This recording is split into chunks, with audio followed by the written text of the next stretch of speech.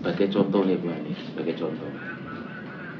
Misalnya Bu Ani ada taruh HP di meja, terus Bu Ani ada saya di situ, mungkin ada saya, katakan kita berdua ya, terus Bu Ani pergi ke kamar mandi, setelah ke kamar mandi balik ngobrol sampai pulang, Bu Ani baru ingat, loh HP saya ketinggalan, kok nggak ada, jadinya ketinggalan tadi di tempat waktu ngobrol sama Pak Rudi gitu kan.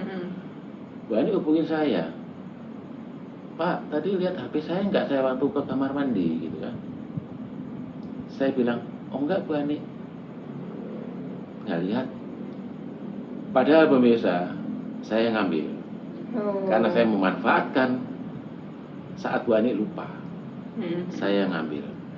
Saya bisa berdalih, beralasan. Mungkin ya nggak tahu ketinggalan di mana Bu Ani. Mungkin kita juga nggak ngeh waktu kita pulang masih ketinggalan di meja, padahal saya ngambil. Jadi mulut saya bilang tidak. Tidak. Di sini saya ngambil. Ini jati diri Bu Ani. Ini contoh jati diri pemirsa. Jati diri itu tidak bisa bohong. Mulut bohong. Tetap dalam hati saya yang ngambil. Ya. Meskipun jadi ada ya Pak ya, lahirnya begini. Oh banyak. Batinnya. Banyak Bu Ani. Jadi nggak selaras gitu ya. Ya. Inilah yang dibilang diri kita berbohong terhadap jati diri kita. Jadi contohnya Bu Ani, jati diri itu aneh ya. Yang terlihat ini adalah sosoknya Bu Ani, ini adalah dirinya Bu Ani. Jadi dirinya Bu Ani berbohong terhadap Ani yang di dalam. Nah, berbohong itu kan jati diri Ani ini kan tahu. Jadi dirinya Bu Ani kan tahu. Aku telah berbohong. Itu menyiksa. Itu sisaan yang tidak akan lupa. Nah itu bisa menyebabkan penyakit ya Pak ya. Kan secara batinnya kan kayak tersiksa. Kayak dihantui terus kan. Betul. Jadi dia sebetulnya peristiwa cerita tadi itu sebetulnya yang bohong siapa pemirsa? Atau Bu Ani yang bohong siapa? Waktu Bu Ani nanya, HP saya Pak Rudi lihat nggak? Pak Rudi. Saya yang bohong. Terus yang dibohongin siapa? Saya. Sebetulnya dibohongin saya juga. Oh iya, membohongi diri sendiri. Diri saya bohong terhadap jati diri saya, jati saya. Jadi dirinya Rudi ini berbohong terhadap Rudi. Bu Ani ya memang secara harfiah, secara lahirnya itu dibohongin, tapi kalau Bu Ani ikhlas, selesai pemirsa, ya sudah, nanti beli lagi gampang, selesai. Tapi saya nggak akan selesai sampai nggak tahu, Allah sampai kapan, nggak akan selesai bahwa diri saya telah berbohong terhadap saya. Jadi sebenarnya saya yang bohong dan saya juga yang dibohongin, dan itu menyiksa Bu Ani. Ini sekedar contoh kecil pemirsa. Jadi sebetulnya menyiksa itu kalau terus-terusan kan bikin penyakit ya, artinya. Nah itu walau alam itu itu kan rasa ya Bu Ani. Rasa yang tersisa itu, dan itu satu contoh pemirsa. Mungkin seorang hamba tidak hanya sekali dua kali berbohong, ya kan Bu Ani. Nah tadi Pak, jadi kalau kita berbohong itu kan kayak tersiksa ya batin kita. Tapi ada juga kan orang yang tukang bohong istilahnya itu, dia itu kalau ngomong selalu bohong itu, apakah dia itu sudah kebal ya Pak ya? Sebetulnya apa tetap tersiksa? kebohongan itu tidak bisa ditutupi Pak. Tetap ya secara batin ya, dia sebetulnya secara lahir dia nutupi, tapi batinnya batin tidak bisa berbohong. Dia tersiksa, iya pasti tersiksa, tapi nafsunya menguasai batin itu. Biarin saja, bodoh amat misalnya istilahnya. Jadi, orang lahirnya itu menguasai batinnya itu, jadi nggak seimbang gitu ya Pak ya? Betul. Tapi suatu saat insya Allah dia sadar, itu sangat menyiksa, sangat menyiksa kebohongan itu. banyak itu Bu Ani peristiwa seperti itu. Dan itu kan salah satu contoh saja berbohong itu. Jadi itu istilahnya sebetulnya kita menzolimi diri kita sendiri. Diri kita menzolimi kita. Itu contoh kebohongan ini. Hanya contoh kebohongan aja. Tadi sebenarnya banyak banget Bu mengenai alhamdulillah yang bisa kita kaji. Hanya dari sisi kebohongan. Nah, kembali lagi ke tadi itu, saat kita dapat penyakit secara lahir kita memang tetap berupaya karena Allah memberikan kesembuhan itu melalui tangan-tangan hamba yang lain juga. Contohnya melalui tangan dokter. Tapi saat Allah mengizinkan sembuh. Kalau Allah belum mengizinkan sembuh, mau 10-20 dokter gak akan sembuh Bu Ani. Karena itu kesembuhan memang bersumber dari Allah. Nah, supaya kita segera terlepas dari rasa sakit itu, ya kita harus introspeksi diri tadi itu Bu. Kenapa Allah memberi penyakit ini? Kalau tidak bisa dipastikan penyakit A karena perbuatan salah A, penyakit B karena perbuatan salah B, ya kita bertobatlah kepada Allah, berjanjilah tidak akan mengulang lagi kesalahan-kesalahan itu. Dan itu semua kesalahan kita harus ungkap di situ. Terus setelah itu mohon ampunan. Jadi mohonkan ampunan kepada Allah Subhanahu wa Ta'ala, Tuhan yang Maha Esa, atas seluruh kesalahan-kesalahan yang telah kita lakukan selama hidup kita di dunia ini. Sampaikan kepada Allah bahwa kita pernah berbuat kesalahan ini. Seperti pengakuan sebetulnya Bu Ani. Seperti pengakuan karena kita menyadari dan kita mengaku kita telah berbuat salah ini. Ya Allah, mohon ampunan-Mu dan mohon kekuatan dari-Mu untuk tidak mengulang lagi, untuk bisa kendalikan supaya kita tidak mengulang kesalahan-kesalahan yang sama. Dan berjanjilah akan berupaya sekuat mungkin, tentunya upaya juga datangnya dari Allah, untuk memperbaiki apa kita, sifat kita, kelakuan kita di hari-hari kemudian. Sebetulnya begitu Bu kuncinya. Jadi gitu. Kembali lagi, kita jangan hanya memikirkan lahir ya Pak, harus seimbang lahir dan batin. Sebetulnya nomor satu batin pemirsa, lahir itu kan gitu mengikuti. Ya? Jadi yang penting batinnya dulu ridho menerima apa yang sedang kita alami. Seburuk apapun, ridho itu adalah perwujudan dari syukur sebetulnya. Tetap jadi apapun yang Allah tentukan, baik dari pandangan manusia ini suatu keburukan pun, kita harus tetap bersyukur. Karena di mata kita keburukan itu belum tentu keburukan dari Allah. Dan Allah tidak pernah memberi keburukan kepada hamba-hambanya. Di Al-Quran Allah sudah berfirman, tidak sekalipun Allah menzolimi hamba-hambanya, melainkan hambanya lah yang menzolimi dirinya sendiri. Allah tidak mungkin menzolimi hamba-hambanya.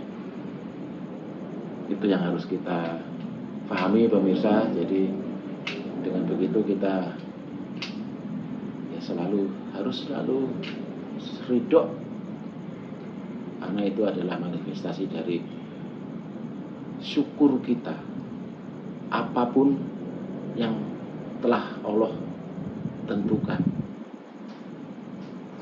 keburukan apapun, penyakit apapun, kekecewaan apapun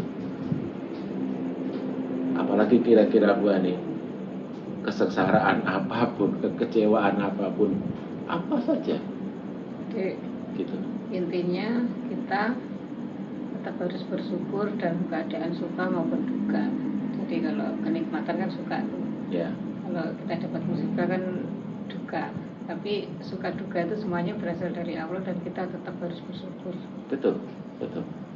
Dan fahami bahwa yang dari Allah itu tidak ada keburukan, tidak ada. Jadi intinya Allah mengingatkan seluruh hambanya dengan caranya Allah, yang kita manusia ini pandang dengan suatu keburukan seringnya pemirsa. Kalau itu memang kita rasakan ketidaknyamanan, padahal itu sebetulnya bukan keburukan di mata Allah. Sebetulnya itu justru bentuk rasa sayang Allah ya Pak. Oh pasti Bu Ani. Artinya kita masih diingatkan pasti dengan ya apa tuh semacam ujian lah ya. Ujian untuk kita kembali lagi ke jalan yang benar gitu sebetulnya. Kalau kita menyadari ya Pak. Betul. Ujian bagi orang yang sudah tunduk dan patuh terhadap perintah Allah, perintah Tuhan Yang Maha Esa. Tapi kalau belum tunduk dan patuh, teguran Bu Ani? Ya, teguran atau ujian. Ya. Tapi semuanya itu sebagai bentuk rasa sayang Allah kepada kita, agar kita kembali ke jalan yang benar. Kalau kita mau menyadari ya Pak ya. Ya, itu Bu Ani. Jadi saya pribadi pernah ada hamba Allah yang minta kepada saya untuk mendoakan kepada Allah karena yang bersangkutan sedang sakit Bu Ani. Jadi saya hanya sampaikan seperti itu tadi pemirsa. Jadi saya sampaikan ilustrasinya seperti ini. Saya contohkan ke Bu Ani ya. Bu Ani memiliki seorang anak laki-laki, contohnya. Si anak ini bandel, nakal, perbuatannya ya tidak inilah, ya mungkin kurang baik. Dengan apa yang dilakukan si anak ini, seorang ibu Bu Ani itu bagaimanapun seorang ibu pasti tetap sayang dan cinta terhadap anaknya kan. Nah, suatu saat si Bu Ani ini memperingatkan anaknya Bu Ani ini karena perbuatannya dia. Si Bu Ani ini jewer kupingnya. Ini ilustrasinya seperti itu Pak. Bu Ani menjewer kupingnya anak Bu Ani. Otomatis si anak kesakitan dong. Ya. Terus reaksi si anak ini gimana? Teriak-teriak minta dilepas. Itulah manusia. Karena dia tidak nyaman, dia pengen lepas dari ketidaknyamanan itu. Dia teriak-teriak, mengeluh, merasa sakit, dia ingin segera lepas. Padahal Bu Ani menjewer anaknya ini karena apa? Itu salah anaknya. Nah, dan karena Bu Ani juga sayang, cinta kepada anaknya, supaya anak ini sadar tidak melakukan kesalahan. Begitu. Nah, kalau saya melihat peristiwa itu, saya lihat Bu Ani sedang jewer si anak ini. Tiba-tiba saya bilang, Bu Ani, kasihan anaknya, lepas dong jewerannya. Kira-kira pantas nggak? Kurang mendidik. Enggak. Artinya sikap saya ke Bu Ani kira-kira pantas nggak? Kurang nggak pantas ya? Kurang pantas karena mungkin Bu Ani bisa bilang, Pak Rudi kan nggak tahu masalahnya. Ini anak saya, dia banyak berbuat salah, saya jewer karena saya sayang dan cinta kepada dia supaya dia sadar bahwa dia banyak kesalahan. Betul? Iya. Nah, terus kira-kira apa yang harus saya lakukan Bu Ani saat saya melihat Bu Ani sedang menjewer si anak ini? Ya, kita berusaha memahami bahwa kita, sorry, kok kita maksudnya antara saya dan Bu Ani? Pak Rudi harus Pak Rudi harus berusaha memahami bahwa saya menjewer itu pasti ada masalahnya. Betul, itu satu. Pasti ada penyebabnya. Dan kita juga tidak berhak untuk mengintervensi ya, karena kan itu saya yang tahu persis. Betul, saya nggak tahu apa-apa. Ya. Itu aja sih, artinya nggak perlu ikut campur artinya. Betul. Dan berusaha memahami bahwa apapun yang saya lakukan itu pasti untuk kebaikan anak saya. Betul. Nah, kalau cerita awal tadi, saya ada teman saya yang minta saya untuk mendoakan supaya dia terbebas dari sakitnya, gimana dong? Seharusnya ya itu kan salah satu usaha. Kita kan tadi kan secara lahir kita harus berusaha. Bahwa itu mungkin salah satu usaha, selain dia secara medis berobat, dia juga secara spiritualnya ya minta bantuan untuk didoakan kan Pak. Nah, itu salah satu usaha. Tapi seharusnya kita sebagai yang mengalami lebih tahu kenapa saya sakit sebetulnya. Harusnya. Sehingga saya sendiri yang harusnya berdoa langsung untuk minta kesembuhan dan menyadari kesalahan-kesalahan kita dan memohon untuk ya bertobat istilahnya. Kalau sudah tahu, ya. Kalau yang belum tahu, belum paham, akhirnya dia minta tolong. Nah itu. Ya. Kan Pak Rudi nanya seharusnya. Ya. Jadi gini, saya juga pasti sebagai hamba Allah ingin menolong anaknya Bu Ani, ya kan, ingin menolong lah gitu. Karena saya lihat kondisinya seperti itu, dia berbuat salah dan Bu Ani memperingatkan dia dengan jeweran itu karena Bu Ani sayang dan cinta kan. Saya tidak berhak untuk meminta Bu Ani melepas jewerannya kan, karena saya paham seperti itu kondisinya. Terus kalau saya ingin menolong anaknya Bu Ani, bagaimana caranya? Ya, mohon izin Allah mungkin. Gini Bu Ani, yang pernah, insya Allah pernah saya lakukan pemirsa. Jadi saya datangi anaknya Bu Ani, saya bicara dengan dia, misalnya contohnya, nak, kenapa kamu dijewer ibumu? Dia nggak tahu nih Om, misalnya gitu. Saya dijewer sakit nih Om, bilangin ibu dong, lepasin, saya sakit nih gitu. Sambil dia marah-marah, teriak-teriak gitu. Nah, saya sampaikan ke si anak itu bahwa ibumu menjewer kamu itu karena ibumu sayang dan cinta kepadamu. Jadi pasti ibumu tahu kenapa ibu melakukan itu, berarti ada suatu atau beberapa kesalahan yang telah kamu lakukan gitu. Jadi saya minta coba ingat-ingat nak, apa yang telah kamu lakukan yang membuat ibumu melakukan jewerannya kepadamu. Ingat-ingat juga harus. Oh iya Om, misalnya saya sering bolos sekolah, saya nggak mau belajar, nilai saya jelek-jelek misalnya, terus uang sekolah nggak saya bayarkan, ini contoh ya Bu Ani misalnya. Saya pakai buat jajan ini itu, saya sering minta ini minta itu yang di luar kebutuhan saya misalnya itu. Nah itu tahu kan, coba sadarin kesalahanmu itu, sampaikan ke ibumu, ya Bu, bahwa saya salah ini, kesalahanmu apa saja, sampaikan. Setelah kamu sampaikan, mohon maaflah ke ibumu, janji tidak akan mengulang lagi kesalahan-kesalahan yang telah kamu perbuat, dan berjanjilah akan memperbaiki sifat-sifatmu, sikap-sikapmu, perbuatanmu. Oh gitu ya Om misalnya.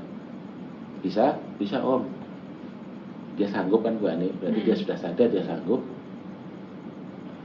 Akhirnya saya baru temuin Bu Ani, saya udah sampaikan gini. Oh iya Pak, misalnya.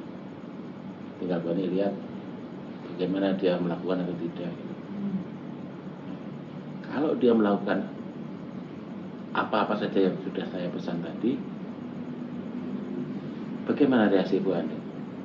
Janji ya nak, kamu udah paham kesalahanmu, kamu sudah minta maaf ke aku, gitu kan Bu Ani ya. Terus kamu sudah janji gak akan mengulang lagi, dan janji sudah akan memperbaiki sikapmu, perbuatanmu. Bu Ani pasti lepaskan. Ya. Tinggal dilihat nanti, dia buktikan apa yang dia sampaikan ke Bu Ani. Demikian juga di kehidupan pemirsa, Allah juga seperti itu. Seperti itu pemirsa. Jadi memang itulah yang harus kita lakukan saat kita menerima apapun yang sudah ditentukan oleh Allah. Kita harus senang, ridho, tapi jangan lupa kita harus introspeksi diri, bermuhasabah diri. Kenapa kita mengalami seperti ini? Misalnya penyakit itu, dan mengapa Allah memberikan penyakit ini? Kita harus sadari, yang itulah langkahnya pemirsa. Jadi kita harus sadari semua kesalahan-kesalahan yang telah kita perbuat selama hidup kita. Bertaubatlah, tidak akan mengulang lagi. Mohon ampunlah kepada Allah atas semua kesalahan yang kita perbuat, dan mohon limpahan kekuatan untuk bisa tidak mengulang lagi. Seperti itu sebetulnya intinya Bu Ani. Jadi ini kayaknya sudah sementara kita stop di sini dulu ya pemirsa. Jadi sesi ini kita ternyata fokus di penyakit dulu ya Bu Ani. Insya Allah nanti sesi berikutnya ya insya Allah nanti kita ini aja pemirsa, sesuai dengan tiba-tiba saya ingin sampaikan apa gitu aja Bu Ani ya di sesi berikutnya. Tapi sebetulnya masih belum terlepas dari sesi-sesi sebelumnya yang berkesinambungan. Jadi kita masih dalam tahap pengkajian Al-Quran yang dalam ilustrasi di perusahaan adalah jobdesk itu pemirsa. Jadi insya Allah nanti kita lanjut di sesi berikutnya. Sementara kita sudahi di sini dulu Bu Ani. Terima kasih kepada pemirsa yang sudah menyimak. Mohon maaf lahir batin bila ada ucapan kami dan pemahaman-pemahaman yang saya sampaikan bagi sebagian pemirsa mungkin ada yang kurang berkenan. Sekali lagi mohon maaf lahir batin. Insya Allah kita ketemu lagi di sesi selanjutnya. Terima kasih. Terima kasih Pak Rudi. Sama-sama Bu Ani. Semoga bisa mendapatkan manfaatnya. Sedikit saya menggarisbawahi Pak Rudi. Ya, jadi silakan, tadi kita kaitan dari sesi yang lalu mengenai Alhamdulillahirabbil alamin. Jadi intinya bahwa bersyukur itu bukan hanya pada saat kita mendapatkan kenikmatan, tapi kita harus tetap bersyukur dalam keadaan suka maupun duka. Demikian, semoga pemirsa mendapatkan manfaatnya dari sesi ini. Jangan lupa subscribe ya pemirsa untuk mendukung channel ini supaya tetap tayang ada sesi-sesi selanjutnya. Insya Allah. Mohon maaf apabila ada kata yang kurang berkenan, dan sampai jumpa. Wassalamualaikum warahmatullahi wabarakatuh. Waalaikumsalam warahmatullahi wabarakatuh.